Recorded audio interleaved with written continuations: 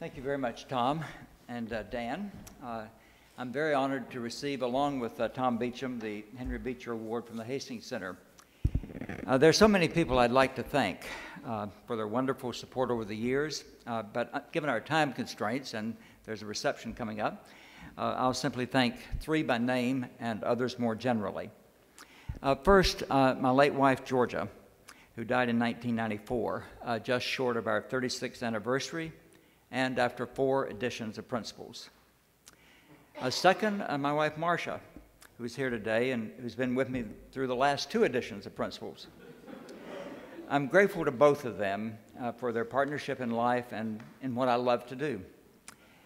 And third, I also thank Tom Beecham for being the best possible collaborator, a constant source of rich ideas and rigorous analysis, with whom I can have vigorous exchanges without threatening our friendship. And he always delivers on time, even before, which bothers me as a procrastinator, but I've gotten used to it. Thank you, Tom. More generally, I'm indebted to several colleagues at the University of Virginia and the Kennedy Institute of Ethics, where I've spent most of my time, and to the students of those institutions. To Dan Callahan and other participants in the various projects and programs at the Hastings Center, and to several others, some of whom are here today, with whom I've served on assorted governmental and non-governmental committees. A great group, and I'm grateful to all of you, and many who are not here. Let me tell you a quick story about an earlier experience I had with the Beecher Award, an experience that I still recall with great chagrin. In 1981, I chaired the Beecher Award committee that decided to honor both Joseph Fletcher and Paul Ramsey, 2 dueling pioneers in bioethics. Fletcher for his Morals in Medicine, published in 1954, and Ramsey for The Patient as Person, published in 1970, as well as for other contributions to the field. These men often faced off as opponents, in part because one was a consequentialist, specifically an act utilitarian, and the other was a rule deontologist. And they had very different attitudes toward reproductive and genetic technologies. One never saw such a technology he didn't like, and the other very suspicious of those developments. I consider both of them cherished colleagues and friends. At the ceremony, both men spoke, as Tom and I are doing today, and in his remarks, Ramsey noted that when Fletcher was having trouble finding a publisher for Morals in Medicine, he, Ramsey, helped arrange its publication by Princeton University Press. Then, in an attempt at humor, Ramsey added that even though he had done the right thing, deontologically, he wasn't sure that his intervention had produced the greatest good for the greatest number.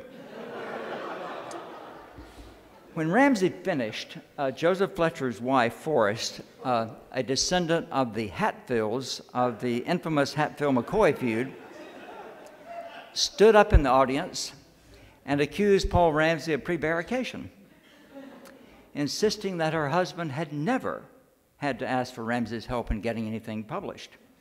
All the time, Joe, sitting to my right, gently motioning for her to sit down. Ramsey graciously apologized for any misstatement he had made. Well, that awkward ceremony has seared my memory. And we hope you aren't disappointed today that Tom and I, and our spouses, won't produce a drama worthy of that. After all, in Principles of Biomedical Ethics, Tom and I try to show how consequentialists and deontologists, among others, can collaborate and reach substantive agreements in several areas of bioethics. Let me ask the staff to hand out a lecture outline. I prepared one because I was concerned that I have a lot I want to get out and I won't be able to cover it all. And I usually tell audiences when I lecture that an outline is not a luxury but a necessity because I tend to speak very rapidly. Someone said that listening to Hubert Humphrey, a notoriously rapid speaker, one heard 100 words per minute with gust up to 200. Now, the outline will minimize the damage of those gusts, and again, it will allow me to point to key aspects of the argument that I will not have a chance to develop. My title is Respecting Conscience, Protecting Patients, Unresolved Tensions in American Healthcare. Now, you're familiar with a variety of cases of conscientious refusal in American healthcare. These are refusals, the ones I'm going to refer to, of legal health-related services, procedures, and products sought by individuals. Refusal to perform abortions and sterilizations. Refusal to participate in assisted suicide in Oregon and Washington State, where physician-assisted suicide is legal. Refusal to provide pain medication. Refusal to withhold or withdraw artificial nutrition and hydration from dying patients or patients in a persistent vegetative state. Refusal to provide reproductive services to single persons, gays, lesbians, unmarried couples. Refusal to remove organs with permission from persons declared brain dead. Refusal to tell parents about the varicella vaccine because it was developed for the use of tissue from aborted fetuses. That example and others come from Alta Charo's essay, from Rebecca Dresser's essay, and from this vast literature related to cases of conscientious refusal. Others include a pharmacist's refusal to fill a hormonal contraception prescription because of a belief that it amounts to abortion, or even a refusal to return the prescription or to transfer it. Or a medical transporter refuses to take a woman to an abortion clinic. Or a nurse refuses to participate in male infant circumcision. A secretary refuses to type a letter of referral for abortion. A nephrology team refuses to care for a patient who received his kidney transplant abroad because the team suspects that his transplant tourism involved the purchase of a kidney. Or in a current case being adjudicated in Michigan, a student in a counseling training program refuses to counsel a gay client on grounds that she could not be party to counseling a relationship that she considers immoral from her religious standpoint. Now, I could have given you a lot of other cases too. I'm going to use the symbol X to refer to legal, ordinarily expected, and/or patient sought, but ethically controversial services, procedures, or products. And as we go along, when I use that symbol, you may plug in your favorite case and think about the implications of the kind of framework I'm developing. Now, this array of cases does involve a broad range of agents who, on grounds of conscience, refuse to participate in a wide variety of activities. And those conscientious refusals have variable legal and professional standing.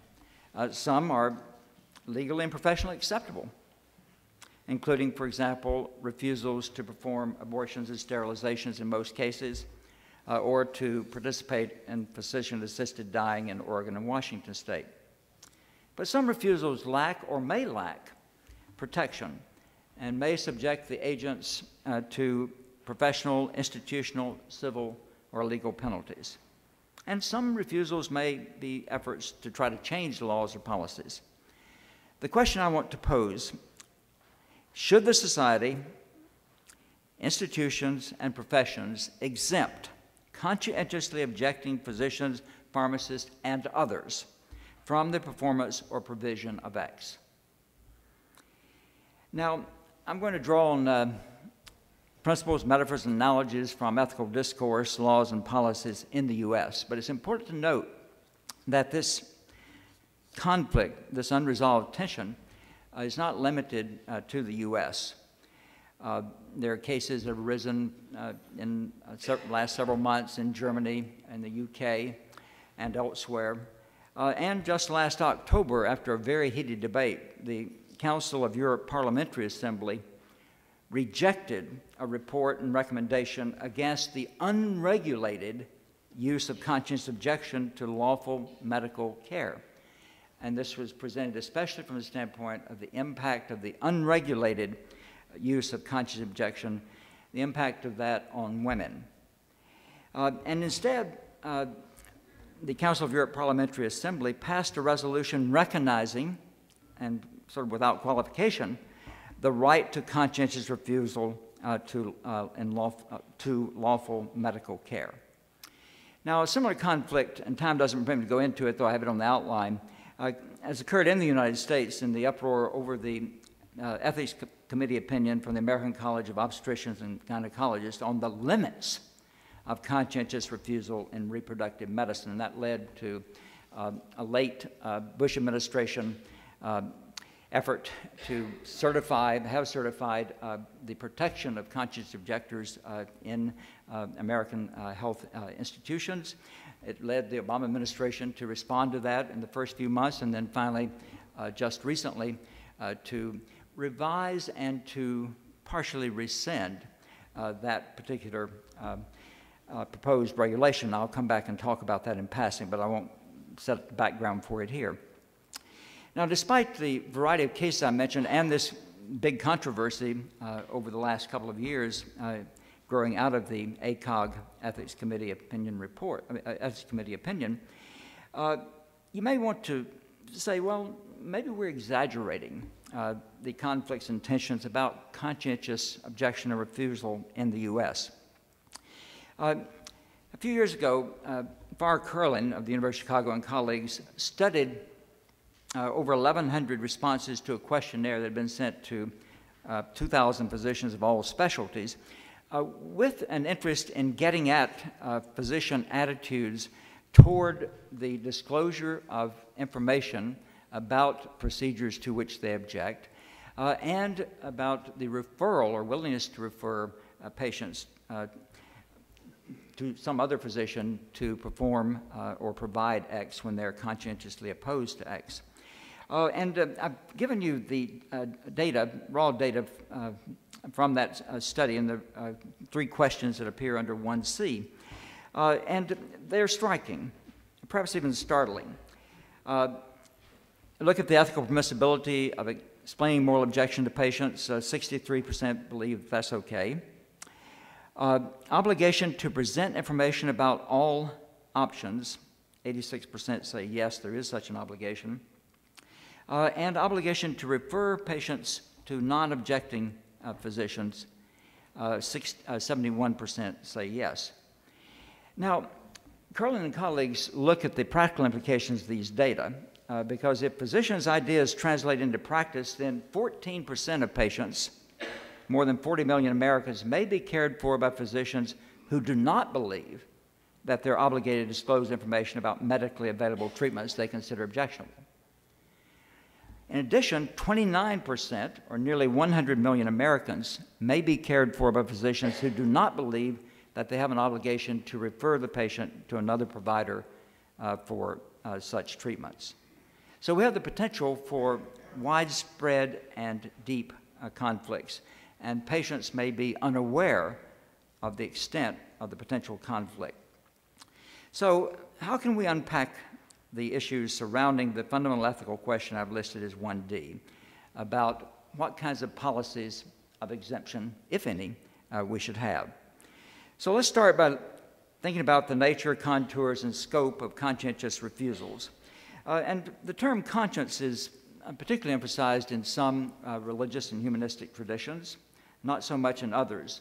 But the phenomenon that I'm referring to is widespread.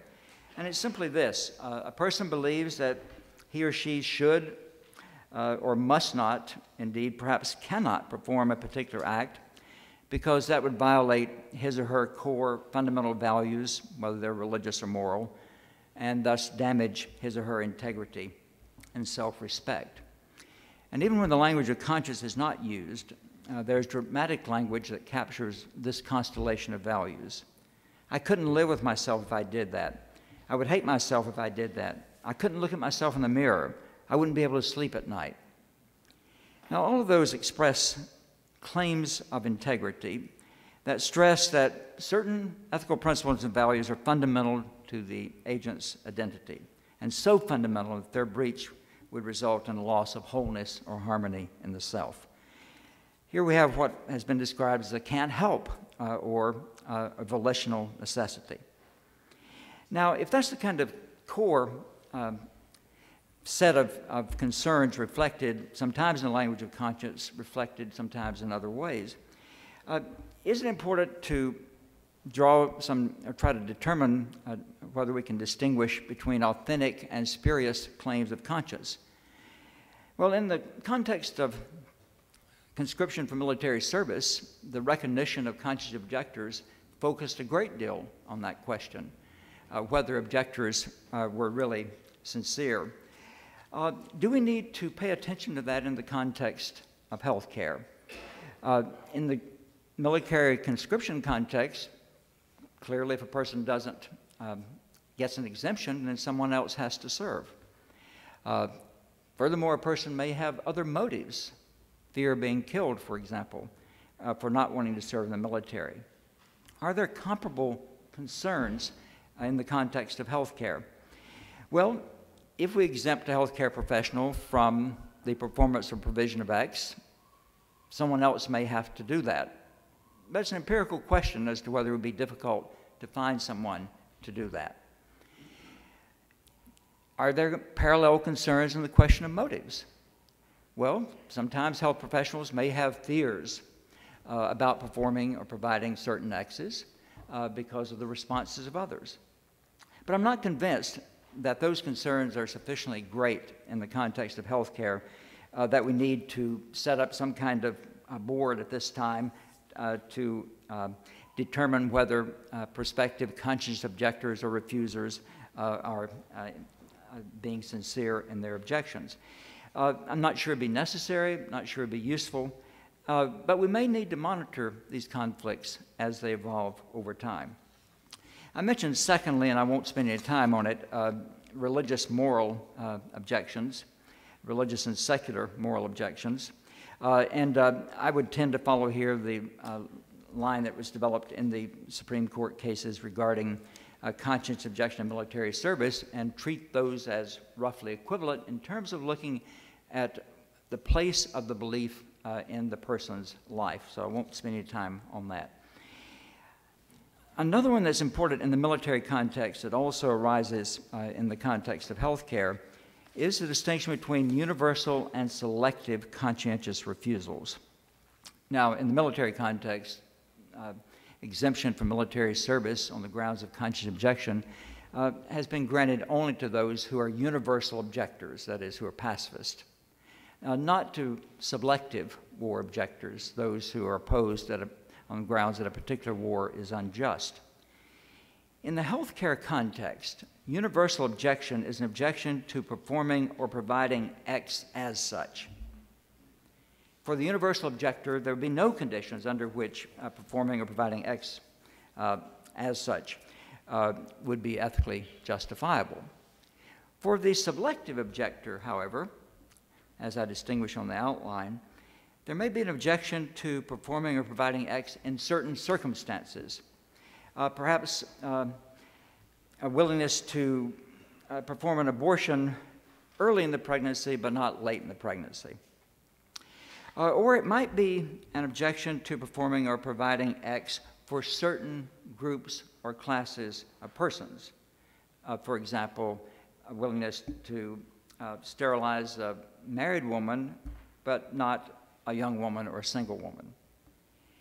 Now, when the Bush administration's proposed conscience rule for healthcare professionals was released, it allowed for selective conscientious refusals, which it called graded refusals, and held that it's the individual's religious or moral convictions that will control in a particular case rather than the frequency of the objection. And those objections will control unless the decision, the selective decision, is based on an individual's characteristics that are federally protected. Now, there are other characteristics that may be protected by state law, and others may be morally important even if they're not legally protected on either the federal or the state level. In a case in California, North Coast, plaintiff charged that 2 doctors refused her fertility treatment on the grounds of her sexual orientation, the fact that she was a lesbian. The defendants insisted that, now what was at issue was really her marital status, not her sexual orientation. They objected to performing intrauterine insemination on unmarried women, whether heterosexual or lesbian, because that would violate their Christian beliefs. and they contended that their refusal was protected by the constitutional right to freedom of religion. Well, in this 2008 case, the California Supreme Court held that they had no such right since they were involved in discrimination based on a person's sexual orientation, given California law. Now, the reasons for suspicion of selective conscientious refusals in healthcare, those reasons are different from those that operate in the context of the military. In the military, there's a lot of worry about a selective conscious objection on the grounds that may not be really feasible to work out a way to discern the moral basis and to distinguish the sincerity of individuals in those cases. In healthcare, the risk is unjust discrimination against groups and classes of persons. Now, one of the other big debates that arises has to do with the scope of conscientious refusals. And in particular, whether we focus on narrow or broad interpretations of participation. I've focused mainly on direct participation, but there's a large concern with expansive notions of assistance in the performance of something, or as Altacharo puts it, expansive notions of complicity. Now, if we're thinking about terms for getting at this broader range of conscientious refusals, there are several. Participation is clearly one, but assistance in the performance or provision of acts, cooperation, collaboration, association, involvement, and complicity, with complicity obviously being the most morally laden of those terms. But if we look at the metaphors that people invoke when they're trying to discuss this, several metaphors, especially physical ones, provide evaluative descriptions of participation and non-participation. The main physical metaphors for participation focus on dirty hands and soiled consciences.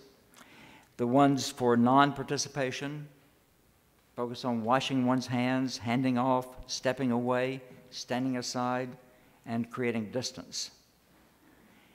Now, over the years, as I suggested, we've seen more expansive notions of what will count as assistance in the performance of something.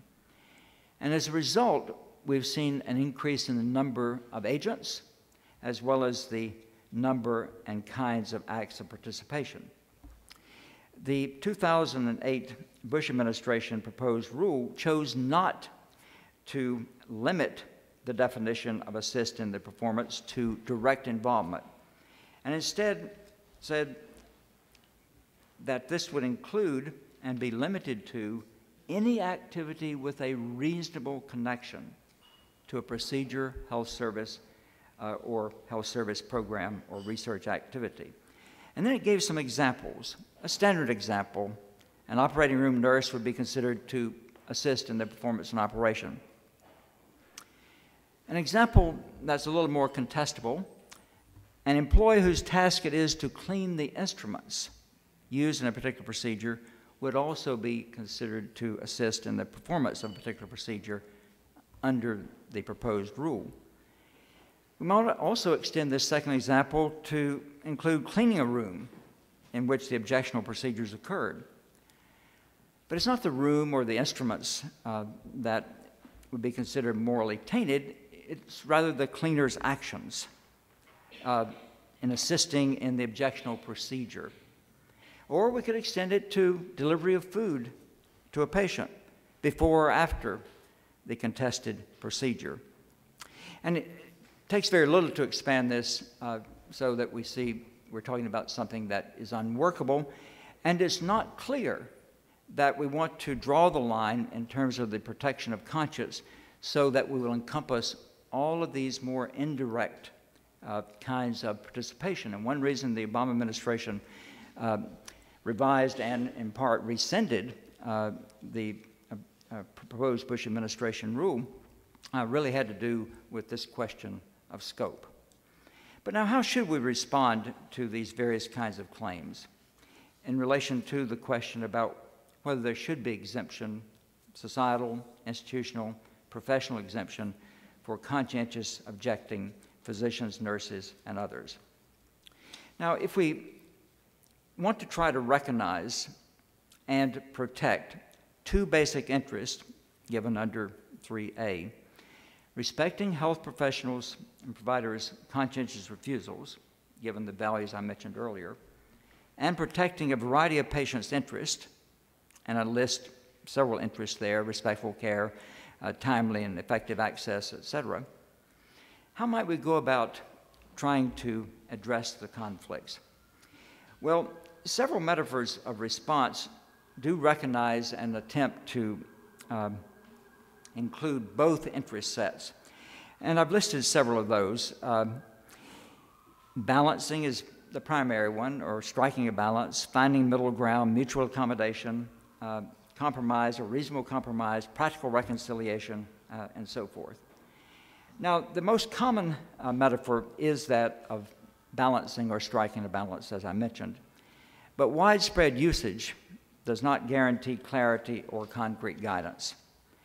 Indeed, I think the fact that this metaphor appeals to all the parties to debate and that they invoke it to describe their own position, whatever that position is, suggests its limitations. But it does rule out two extremes. On the one hand, it rules out exemptions for just every single conscientious refusal. Not every claim of "not through me" will be accepted. But on the other hand, it rules out requiring the objector to perform or provide the X in question in every case. Years ago, a longtime medical colleague was stunned when, after telling a patient he could not in good conscience perform a particular procedure, but that he would refer her to a non-objecting colleague, the patient challenged, "Don't I have a right to you?" Well, having a right to X does not necessarily entail having a right to its performance or provision by a specific health professional. And if we really are interested in striking a balance or finding a balance, then it seems to me we need to try to make that metaphor more meaningful. And you will find it in virtually every document that, again, takes both interest sets seriously, whether it's the ACOG opinion I referred to earlier or the Bioethics Committee of the American Academy of Pediatrics, which supported a balance between the individual physician's moral integrity and his or her fiduciary obligation to patients. But that last document goes on and actually tries to provide some content for the process of balancing. It says a physician's duty to perform a procedure within the scope of his or her training increases as the availability of alternative providers decreases and the risk to the patient increases. So two factors are identified there in what we might call constrained or structured balancing. Are there alternatives available? What is the risk of non-performance or non-provision of X to the patient if this particular professional does not perform or provide X? Now, I think those are useful for thinking about what I'll develop in conclusion here very quickly, the evaluation of several proposals that have been offered for striking a balance. And I would just say that a number of these are important. They're not mutually exclusive. Combinations are indeed defensible and appropriate and useful. The first model is avoid the profession or employment, and if you enter it, then you have an obligation to perform or provide X. That's not unimportant, but it's too simple because professional expectations may not be sufficiently clear in advance and may change over time. Consider what has happened during the era of bioethics, for example, whether we're talking about changes in what is legally acceptable, for example, abortion, or developments in technologies. The second model is advance notice. And I think this is indispensable. One of my students in a religion and medicine class a year ago was going to enter a practice, an evangelical Christian practice outside of Richmond, Virginia, and had that practice already had brochures available that would indicate exactly what would be done and what would not be done within that framework. But that will work in certain cases, but much of modern healthcare takes place among strangers. And people seeking services may experience rapid and urgent needs. So advance notice may not be possible. And then we have the next two being critically important, questions of disclosure of information and then questions of referral. And I would argue that disclosure of information to patients is a non-negotiable minimum as we're thinking about what would be required in balancing. Curlin and colleagues in their study said that, notice that only 86% of physician respondents recognize an affirmative obligation to present all possible options. And so they said a patient should be proactive. Now, I don't disagree with that on prudential grounds, but I would want to put the obligation on professionals based on their fiduciary responsibility, the imbalance of power in the relationship, as well as our legal and ethical doctrines of informed consent to require the disclosure of all relevant information. That, it seems to me, to be indispensable, even if we also at the same time recognize the legitimacy of respectful indication of the reasons. Referral is more controversial, obviously, because it seems to be much more directly involving the individual professional in what is done. And we can understand why many professionals would view this as problematic, and why indeed only 71% of the respondents to the survey said that there was an affirmative duty to refer patients to a non-objecting physician. We can understand that. Are there ways around this? And this pushes to the final points. The exercise of moral imagination in trying to find ways to hold on to and protect both interest sets we've talked about. And certainly one way, and this comes out again in the very fine report of the Bioethics Committee of the American Academy of Pediatrics, in situations of potential harm to patients, physicians have a duty to refer in a timely manner. This duty may be fulfilled by informing patients about referral services such as those provided by hospitals or insurance companies. That is, if we're serious about both interest sets, then we need to take an institutional turn and think about ways to develop structures and mechanisms to protect, wherever possible, both interest sets. Now, the final point I will make is that it's crucial to distinguish, I believe, between conscientious refusal and conscientious obstruction. But the difficulty is going to be drawing that line. I, for one, would put the non-disclosure of information on the side of conscientious obstruction and would hold that that doesn't fit within the balancing. But others would draw that line differently. At any rate, it seems to me we are at a point where in the society and in the professions and in biomedical ethics, this is something we're going to have to continue to think about in order to protect both conscience and patient's interest. Thank you very much.